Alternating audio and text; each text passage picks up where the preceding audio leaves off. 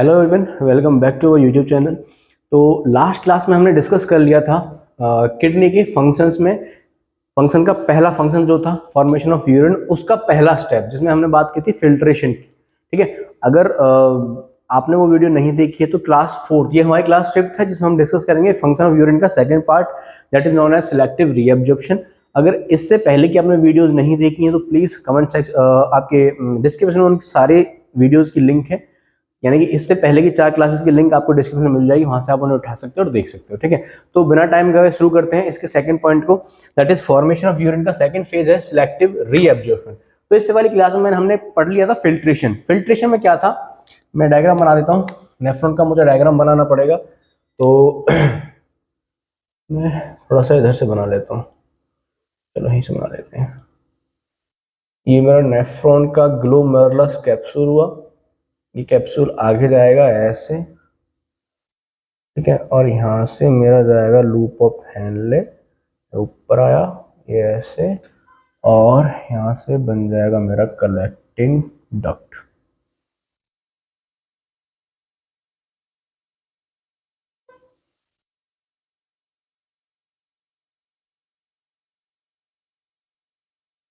ठीक है,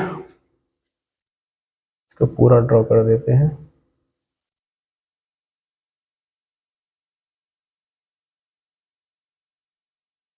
इसकी लेबलिंग करते हैं।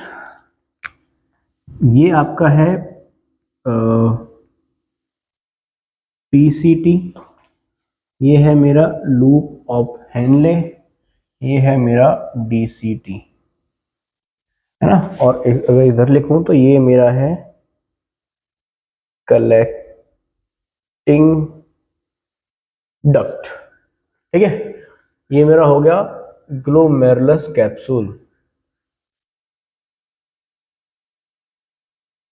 और यहां से मेरी आएंगी ये एफरेंट आर्टियोलाई, बड़े वाले भाई साहब। यहाँ पे ने टफ्ट ऑफ कैपिलरी बनाया, एक गुच्छा बनाया कैपिलरीज का, जिसको हम बोलते हैं ग्लोमेरुलस। और ये किसके रूप में, इफरेंट के रूप में बॉडीज इस ग्लोमेरुलर कैप्सूल से बाहर निकल जाएंगे, यानी कि छोटे वाले। ठीक है, तो ये मेरा ग्लोमेरुलस कैप्सूल हुआ। ये वाले भाई साहब कहलाएंगे ग्लोमेरुलस मैरुलस।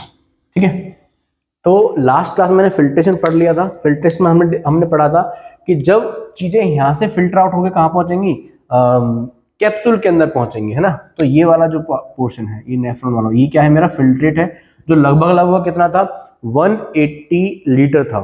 ठीक है, और जैसे ये यहाँ से गुजरता गुजरता गुजरता गुजरता कलेक्टिंग डक्ट तक पहुंचेगा तो इसकी अमाउंट रह जाएगी 1 से 1.5 लीटर। ठीक है, जो कि यूरिन होता है। तो इसको बात करते हैं सिलेक्टिव रीअब्जॉर्प्शन। रीअब्जॉर्प्शन में क्या कह रहा है कि लास्ट क्लास में मैंने बताया था कि जो फिल्ट्रेशन होता है, जो फिल्ट्रेट होता है, वो क्या होता है, मैं यहां पे लिख सकता हूं, the substance which are filter out from the glomerulus into glomerulus capsule, है ना। अब ये क्यों हो रहा है, ग्लोमेरुलस से क्यों निकल रहा है, ग्लोमेरुलस कैप्सूल में कैसे पहुंच रहा है, तो ये सारा का सारा मैंने डिस्कस कर लिया था इससे क्लास 4 के अंदर, इससे पहली वाली क्लास में, जिसके अंदर मैंने सिर्फ फिल्ट्रेशन को डील किया था, है ना। तो मैंने उसमें देखा था कि मेरा जो फिल्ट्रेट है, ये एक दिन के अंदर कितना था, 1 day is equal to 180 litre था। कि एक दिन में 180 फिल्ट्रेट मेरा कहां पहुंच जा रहा है, नेफ्रॉन के अंदर पहुंच जा रहा है ना। तो अब इस 180 को हम कलेक्टिंग डक्ट तक पहुंचाएंगे और तब देखते हैं कि लास्ट में चीजें कैसे एब्जॉर्ब होंगी। ठीक है, तो इसमें मैं बात करूंगा सिलेक्टिव रीअब्जॉर्प्शन की, कि कौन सी चीज कहां पे रीअब्जॉर्ब होती है। ठीक है, तो जैसे ही मेरा 180 फिल्ट्रेट, जैसे ही मेरा फिल्ट्रेट कहां पे पहुंचेगा, फिल्ट्रेट मूव इनटू पीसीटी, यानी कि जब यहां पे आएगा, है ना, तो यहां से बॉडी मेरी जो है वो उठा लेगी किसको, मोस्ट ऑफ द सब्सटेंस को, सबसे ज्यादा सब्सटेंस वो यहीं से रीअब्जॉर्ब हो जाता है पीसीटी से ही। अब पीसीटी से क्या क्या रीअब्जॉर्ब होगा, मोस्ट ऑफ कलर चेंज कर लेते हैं, वाटर और आपका मोस्ट ऑफ वाटर, आपकी इलेक्ट्रोलाइट्स और आपका ग्लूकोज। ये कहां से रीएब्जॉर्ब हो जाएगा? ये मेरा रीएब्जॉर्ब हो जाएगा पीसीटी से, है ना। अब ये जो मेरा पूरा फिल्ट्रेट था, यानी कि जो 180 था, मैं उसको मान रहा हूं 100%। कितना मान रहा हूं? 100%, यानी कि 100% फिल्ट्रेट कहां पहुंचा? पीसीटी में। तो यहां पे इसका अप्रोक्स मोस्टली चीजें रीएब्जॉर्ब हो जाती हैं, और जैसे ही ये फिल्ट्रेट पीसीटी से डीसीटी की तरफ बढ़ेगा, तो मेरा डीसीटी के अंदर, in the DCT approx 60 to 70% of filtrate is reached, of filtrate is reached। मेरा पीसीटी से जब जैसे ही सॉरी डीसीटी नहीं आएगा, डीसीटी बहुत लास्ट में चला गया, सॉरी सॉरी सॉरी सॉरी, क्षमा चाहते हैं। यहाँ पे आएगा मेरा लूप ऑफ हेनले, गलती के लिए sorry, LOH, loop of Henle. तो जैसे ही मेरा फिल्ट्रेट पीसीटी से गुजर के कहां पहुंचेगा? लूप ऑफ हेनले में पहुंचेगा, तो वहां पे इसका कितना 100% का, ओरिजिनल का कितना पहुंचेगा? 60 to 70% पहुंचेगा। यानी कि इसका कहने का सीधा सीधा मतलब है कि 40 और 30% कहां पे एब्जॉर्ब हो गया? पीसीटी में। तो मैं यहां लिख सकता हूं कि कितना अमाउंट ऑफ फिल्ट्रेट यहां पे एब्जॉर्ब होता है, तो यहां पे होता है मेरा 30 to 40% रीएब्जॉर्प्शन इन पीसीटी, जिसमें आपका क्या आएगा? वाटर आएगा, इलेक्ट्रोलाइट आ जाएंगे, और आपका ग्लूकोज वगैरह आ जाएगा। ठीक है, ये सब कहां से रीएब्जॉर्ब होते हैं? पीसीटी से एब्जॉर्ब हो जाते हैं। ठीक है, अब लूप ऑफ हेनले में कितना पहुंचा? 60 to 70। अब यहां पे आपका क्या होगा? लूप ऑफ हेनले से आपका हो जाएगा सोडियम जाएगा, सोडियम Na, बैकेंड में लिख देता हूं सोडियम। ठीक है, और आपका वाटर, सोडियम एंड वाटर। ठीक है, ये सारा कहां से होगा? आपका लूप ऑफ हेनले से होगा। अब जैसे ही ये फिल्ट्रेट आगे पहुंचेगा, ये तो इसको यहां से हटा के लूप ऑफ हेनले लिख लो, LOH, लूप ऑफ हेनले। अब जैसे ये लूप ऑफ हेनले से, यहां पे क्या था? पीसीटी, पीसीटी से गया loop of Henle, loop of Henle से जाएगा डीसीटी। अब डीसीटी में जैसे ही पहुंचेगा, तो यहां पे कितना था? 60-70%। अब ये ओरिजिनल का पहुंचेगा यहां पे 15 to 20% ऑफ फिल्ट्रेट रीच कहां पे पहुंचता है? डीसीटी में। और यहां पे बचे हुए सोडियम, कैल्शियम, अगर जरूरी है बॉडी को तो फॉस्फेट और वाटर, इनका रीएब्जॉर्प्शन हो जाएगा, रीएब्जॉर्प्शन अकर।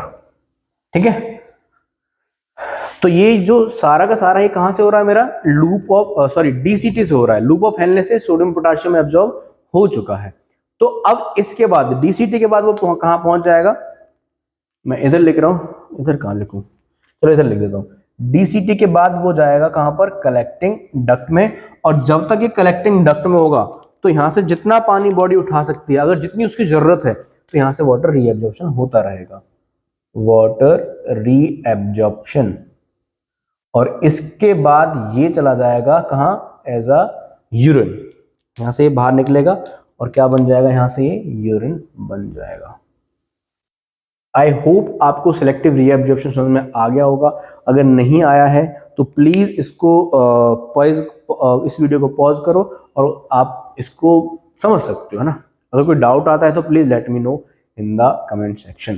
ठीक है, तो ये था। अब हम बात करते हैं कि कुछ हार्मोन्स हैं जो हमारे इस सिलेक्टिव रीएब्जॉर्प्शन को इन्फ्लुएंस करते हैं। ठीक है, यानी कि जो मैं बात कर रहा हूँ, सोडियम उठेगा, कैल्शियम उठेगा, फॉस्फेट उठेगा, ये कौन उठवाएगा ना? वाटर जो उठवा रहा है वो कौन उठवा रहा है? तो हम उन कुछ हार्मोन्स को पढ़ते हैं जो इन्फ्लुएंस करेंगे सिलेक्टिव रीएब्जॉर्प्शन को।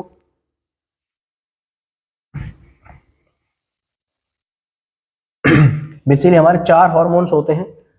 जो क्या करवाते हैं, सिलेक्टिव रीएब्जॉर्प्शन को इन्फ्लुएंस करते हैं, तो उनके बारे में देख लेते हैं।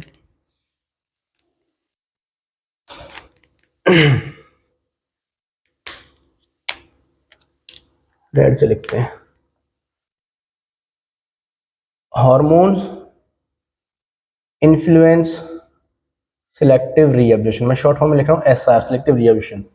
पहला है मेरा PTH, that is known as para thyroid hormone, जो रिलीज होगा कहां से, सेम पैराथायरॉयड ग्लैंड से। पीटीएच ग्लैंड कहाँ है क्या नहीं है आगे बात करेंगे, जब एंडोक्राइन सिस्टम डील करेंगे तो हम इन ग्लैंड्स के बारे में बात कर लेंगे, ठीक है। तो पैराथायरॉयड हार्मोन क्या करवाता है, यहां से कैल्सिटोनिन आएगा, सॉरी कैल्सिटोनिन नहीं, पैराथायरॉयड ग्लैंड से पीटीएच आएगा, पीटीएच प्लस में कैल्सिटोनिन।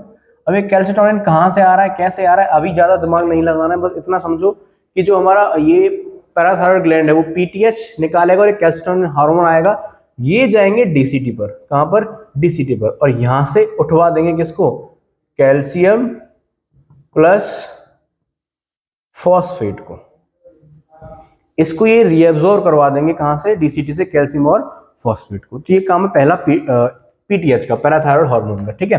आई होप आपने लिख लिया होगा। मैं दूसरे हार्मोन की तरफ बढ़ता हूं। तो मेरा दूसरा हार्मोन है एडीएच, थर्ड हार्मोन है एल्डोस्टेरोन, और मेरा फोर्थ हार्मोन है एएनपी। एडीएच निकलता है पोस्टीरियर पिट्यूटरी से, पोस्टीरियर पिट्यूटरी से, ग्लैंड से, ये रीएब्जॉर्ब करवाएगा वाटर का, यहां पे लिख देता हूं रीएब्जॉर्प्शन ऑफ वाटर, ठीक है। एल्डोस्टेरोन है वो निकलेगा रिलीज फ्रॉम एड्रिनल कॉर्टेक्स, कहां से, एड्रिनल कॉर्टेक्स से, और ये रीएब्जॉर्प्शन करवा देगा, reabsorption of sodium plus H2, यानी कि सोडियम और वाटर का। और जो ANP है इसका मतलब होता है, अब जो ADH है ना वो है एंटी डायरेटिक हार्मोन, इसकी फुल फॉर्म मैंने नहीं लिखी है तो यहाँ लिख दूंगा, रुको, तो यहाँ आपको फिर बोलोगे ADH क्या है। तो ADH का मतलब है एंटी डायरेटिक हार्मोन, आगे आएगा ये हार्मोन जब इसकी जिक्र कर लेंगे, ठीक है। तो जो ANP है उसकी फुल फॉर्म होती है एट्रियल नाइट्रियूरेटिक पेप्टाइड, और ये क्या करवाता है, ये कर देता है decrease reabsorption of water, decrease reabsorption of water, ये वाटर का रीएब्जॉर्प्शन नहीं होने देता है ना। अब क्यों नहीं होने देता है आगे डील करेंगे, अभी इस क्लास को ज्यादा लंबी नहीं करते। तो ये था पूरा सिलेक्टिव रीएब्जॉर्प्शन, जिसमें आपने पढ़ा कि जो 180 लीटर फिल्ट्रेट था उसका पीसीटी में जाके कितना रीएब्जॉर्प्शन होता है, लूप ऑफ हेल में कितना होता है, और आपका कलेक्ट डीसीटी में कितना होता है, कलेक्ट तक क्या क्या पहुंचता है ना। अब आपने देखा था कि 4 हार्मोन्स हमने पढ़े जो इन्फ्लुएंस करते हैं सिलेक्टिव रीएब्जॉर्प्शन को। पहला था पैराथायरॉयड, दूसरा था एडीएच, थर्ड था एल्डोस्टेरोन, और फोर्थ इज द एएनपी, है ना। आगे आगे जैसे जैसे इनका जिक्र आता जाएगा तो हम इनके बारे में ज्यादा चर्चा करते चलेंगे, तो अभी इस क्लास को ज्यादा लंबा नहीं करते हैं। तो इसी फॉर्मेशन ऑफ यूरिन का थर्ड स्टेज है ना, फर्स्ट फंक्शन का third stage, that is secretion, उसको मैं अभी डील कर देता हूं। तो हमारा क्या होगा, ये पहला फंक्शन खत्म हो जाएगा, है ना।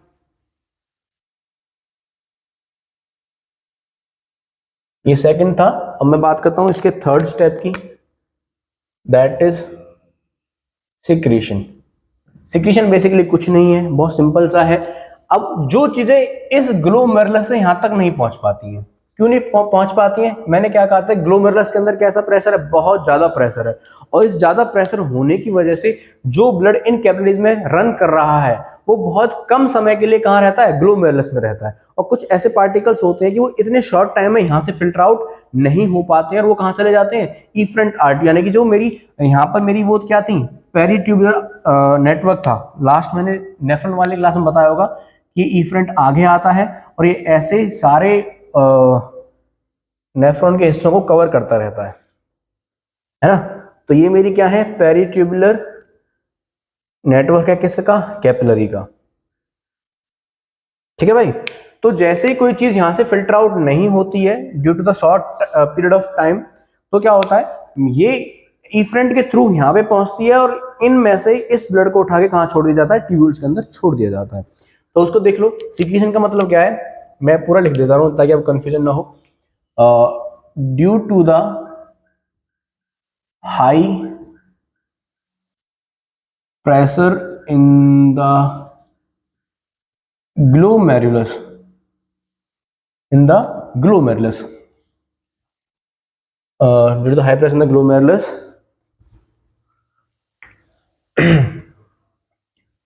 the arrow लगाओ, blood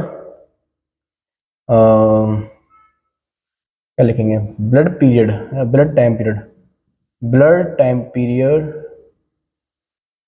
in glomerulus is very short।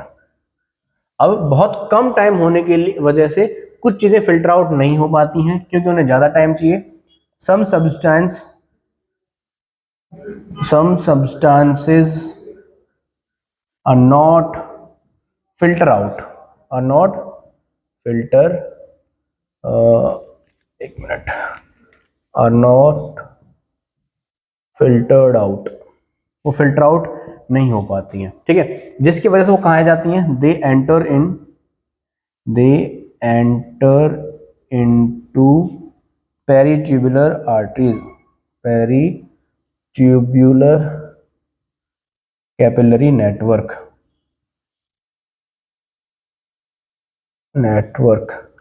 ठीक है, और जैसे ही इसके अंदर आएगा तो ये देखो, कोई भी चीज यहां से आई, यहां से फिल्टर नहीं हो पाई, वो इसके अंदर आ गई और वो यहां से इधर से आती हुई, ब्लैक पेन ले लेता हूं, यहां से आती हुई कहां पर एंटर होगी, इधर एंटर होगी। अभी आप ये देख रहे हो कि आगे जाके जो पेरिट्यूबुलर आर्टरी है ये ट्यूब्यूल्स के सराउंडिंग से होकर गुजर रही है, तो क्या करेगा, यहां से ये चीज उठेगी और ट्यूब्यूल के अंदर चली जाएगी। ठीक है, this is known as secretion. क्या कहलाता है, सिक्रीशन। और ये पहले पेरिट्यूबुलर आर्टरी से कहां हो जाएगी, सिक्रेटेड या फिर रिलीज्ड इनटू ट्यूब्यूल्स, ये कहलाता है सिक्रीशन। अब कौन कौन से ऐसे सब्सटेंस हैं जो फिल्टर आउट नहीं होते, तो यहाँ पे इनको अगर आप लिखना चाहो तो लिख सकते हो। कुछ फॉरेन पार्टिकल्स होते हैं, कुछ फॉरेन पार्टिकल्स होते हैं जो हमारी बॉडी को नहीं चाहिए, कुछ ड्रग्स होती हैं लाइक पेनिसिलिन। तो ये वाली चीजें ग्लोमेरुलस से फिल्टर आउट नहीं हो पाती, तो जब ये फिल्टर आउट नहीं हो पाएंगे, लेकिन बॉडी को तो इनकी जरूरत नहीं है, अगर बॉडी के अंदर रही तो ये डिजीज कॉज करवा देंगी।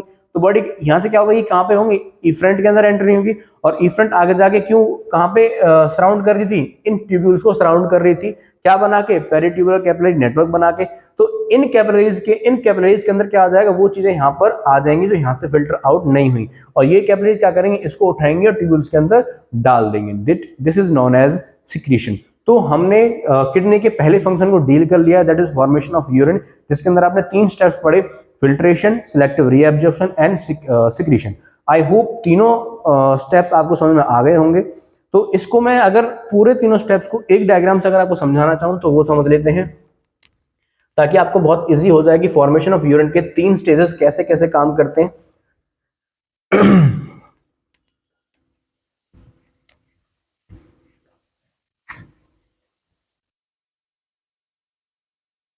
फॉर्मेशन ऑफ यूरिन के 3 फंक्शंस थे और 3 स्टेप्स थे। पहला था फिल्ट्रेशन, दूसरा था सिलेक्टिव रीएब्जॉर्प्शन,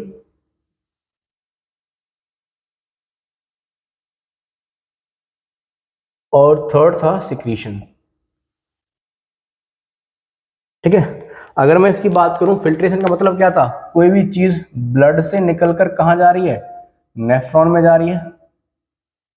और इसके अंदर हमने पढ़ा था कि कोई भी चीज नेफ्रॉन के अंदर जो पहुंच गई है, यानी कि ट्यूब्यूल्स के अंदर जो पहुंच गई है, कहां पे पहुंच गई, ट्यूब्यूल से, उसको वापस से उठा के कहां ले लिया जा रहा था, फिल्टर यानी कि ग्लोमेरुलस में लेके जाया जा रहा था,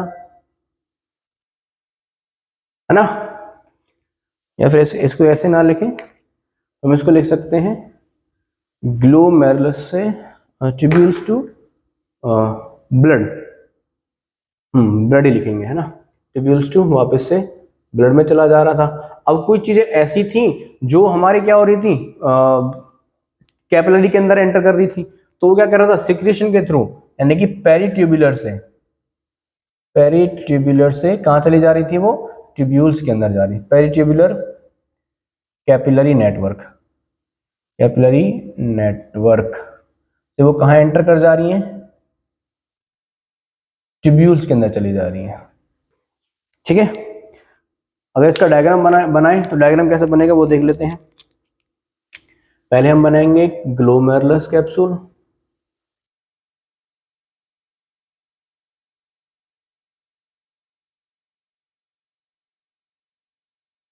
ये मेरा हो गया कलेक्टिंग डक्ट,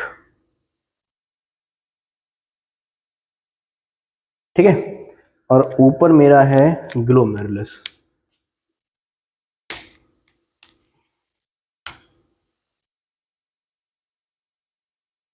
और ये यहां से वापस से निकल जाएगा इफेरेंट आर्टियोल में, तो यहाँ पे मेरा क्या हुआ, ग्लोमेरुलस।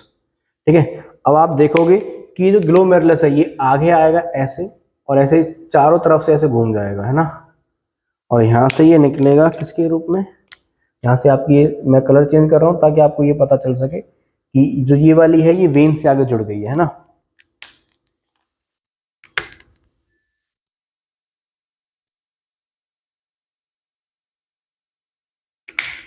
मैं पूरा का पूरा रेड पेन से कर दिया।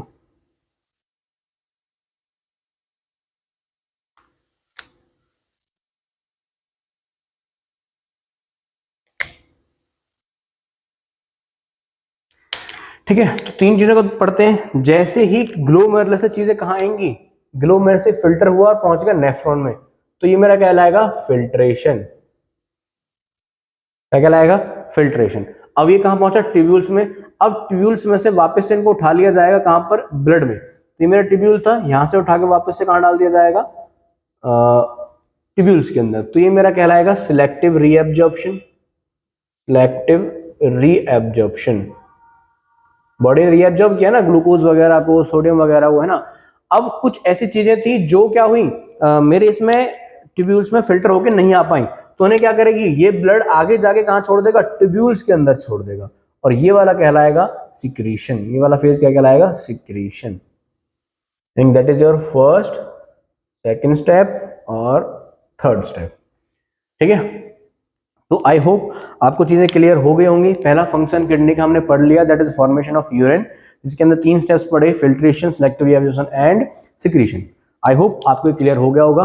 अगर इसमें कोई डाउट है तो वीडियो को 2 बार देखो। अगर फिर भी आपको डाउट आता है तो please let me know on my Instagram channel, that is MV nursing desk. Thank you.